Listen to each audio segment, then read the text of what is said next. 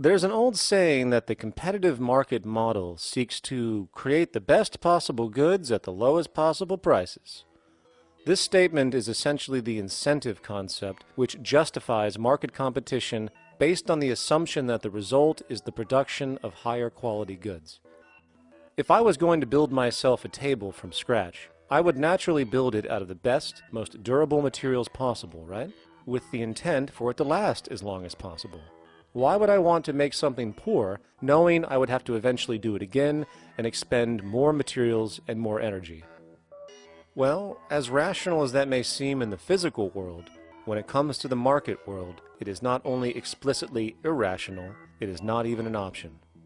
It is technically impossible to produce the best of anything if a company is to maintain a competitive edge and hence remain affordable to the consumer.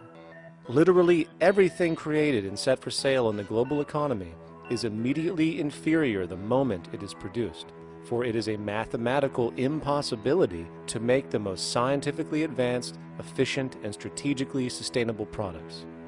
This is due to the fact that the market system requires that cost efficiency, or the need to reduce expenses, exist at every stage of production, from the cost of labor to the cost of materials and packaging, and so on.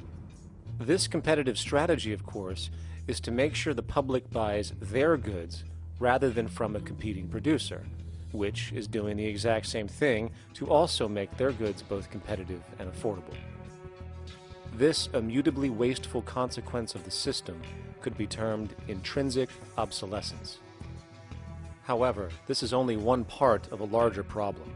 A fundamental governing principle of market economics, one that you will not find in any textbook, by the way, is the following. Nothing produced can be allowed to maintain a lifespan longer than what can be endured in order to continue cyclical consumption. In other words, it is critical that stuff break down, fail, and expire within a certain amount of time.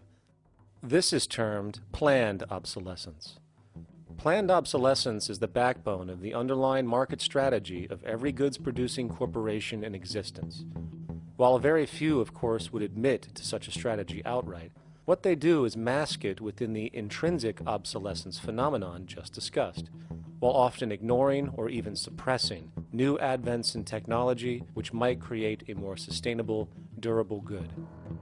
So, if it wasn't wasteful enough that the system inherently cannot allow the most durable and efficient goods to be produced, planned obsolescence deliberately recognizes that the longer any good is in operation, the worse it is for sustaining cyclical consumption and hence the market system itself. In other words, product sustainability is actually inverse to economic growth, and hence there is a direct, reinforced incentive to make sure lifespans are short of any given good produced. And in fact, the system cannot operate any other way. One glance at the sea of landfills now spreading across the world show the obsolescence reality. There are now billions of cheaply made cell phones, computers, and other technology, each full of precious, difficult-to-mine materials such as gold, coltan, copper, now rotting in vast piles, usually due to the mere malfunction or obsolescence of small parts, which, in a conservative society, could likely be fixed or updated, and the life of the good extended.